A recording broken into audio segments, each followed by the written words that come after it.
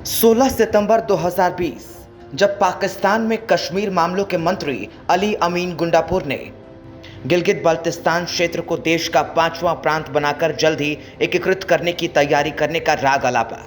दरअसल ब्रिटेन से आज़ादी से पहले गिलगित बल्तिस्तान जम्मू कश्मीर रियासत का अंग हुआ करता था, लेकिन साल 1947 के बाद से इस पर अवैध रूप से पाकिस्तान का कब्जा है। इसी साल 30 अप्रैल को पाकिस्तान की सुप्रीम कोर्ट की 7 सदस्यीय पीठ ने गिलगित बल्तिस्तान में आम चुनाव कराने के लिए इमरान सरकार की याचिका को स्वीकार करने की मंजूरी दी। भारत ने गिलगित बल्तिस्तान में चुनाव कराए जाने के फैसले पर कड़ी आपत्ति दर्ज कराई। भारत ने कहा कि पाकिस्तान को चुनाव कराने की बजाय गिलगित बल्तिस्तान को तुरंत खाली करना चाहिए। वहां चुनाव कराने का पाकिस्तान को कोई अधिकार नहीं। पाकिस्तान ने गैर कानूनी रूप से इन क्षेत्रों को अपने कब्जे में रखा हुआ है। भारत के इस बयान के बाद पाकिस्तान ने कहा कि भारत की प्रतिक्रिया आधारहीन है और भ्रामक भी। जम्मू कश्मीर को अपना अभिन्न अंग मानने के भारत के दावे का कोई कानूनी आधार नहीं है और पूरा का पूरा जम्मू कश्मीर एक विवादित क्षेत्र है और ऐसा अंतर्राष्ट्रीय समुदाय भी मानता है। दरअसल गिलगित बल्तिस्तान पर अचानक से बवाल इसलिए मचा है क्योंकि 30 अप्रैल को अपने आदेश में पाकिस्तान की सुप्रीम कोर्ट ने कहा कि वहां चुनाव कराए जाने चाहिए और इस बीच वहां एक अंतरिम सरकार का गठन करना चाहिए, और यही एक फैसला है जो गिलगित बल्तिस्तान को लेकर पहली बार हुआ है। आमतौर पर पाकिस्तान में नए चुनाव से पहले एक अंतरिम सरकार का गठन होता है जो चुनाव की निगरानी करती है।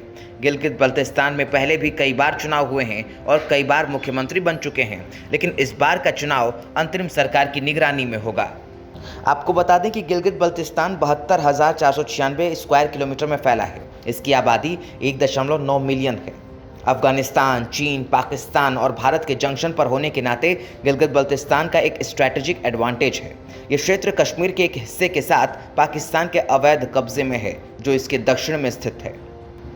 ये भी जानना जरूरी है कि गिलगित बल्तिस्तान में चुनाव कराने का भी स्थानीय लोगों के द्वारा विरोध किया जा रहा है, क्योंकि इससे पाकिस्तान के मुख्यधारा के राजनीतिक दलों को स्वदेशी राजनीतिक समूहों की कीमत पर क्षेत्र में प्रवेश करने का मार्ग प्रशस्त होगा, जो अब गिलगित बल्टिक डेमोक्रेटिक गठबंधन की छत्रछाया में चल रहा है। लेकिन यहाँ ये भी समझना जरूरी है कि पाकिस्तान के इस फैसले के पीछे उसका गेम प्लान क्या है।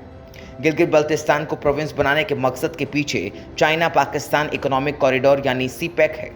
चीन भी यही चाहता है ताकि गिलगित बल्तिस्तान के सारे झगड़े खत्म हो जाएं, क्योंकि चीन किसी विवादित क्षेत्र में काम नहीं करना चाहता। अब ये गिलगित बल्तिस्तान में काम करने के लिए चीन को भारत से परमिशन लेना पड़ता था, लेकिन प्रोविंस बनने के बाद चीन ऐसा करने के लिए बाध्य नहीं रहेगा। चीन चाहता है कि गिलगित बल्तिस्तान पाकिस्तान की सरकार और सेना के नियंत्रण में आ जाए, ताकि चीन जो इस क्षेत्र में इन्वेस्टमेंट कर रहा है वो सुरक्षित रहे। आपको बता दें कि सीपैक में सड़क परियोजनाओं के इंप्लीमेंट में कनेक्टिविटी की सुविधा के अलावा पाकिस्तान के क्षेत्र के रूप में राजनीतिक स्थिति में परिवर्तन से गिलगित बल्तिस्तान में मोकपोंदास विशेष आर्थिक क्षेत्र यानी SEZ की स्थापना में मदद मिलेगी। SEZ 250 एकड़ में फैला है और व्यापार के लिए योजना बनाई गई है, जिसमें संगमरमर, ग्रेनाइट, फल, खनिज और चमड़ा प्रसंस्करण शामिल है। ये सकरदू गिलगित राजमार्ग पर स्थित है, जो गिलगित से 35 किलोमीटर और स्करदू हवाई अड्डे से 160 किलोमीटर दूर है। सुस ड्राई पोर्ट 200 किलोमीटर की दूरी पर है।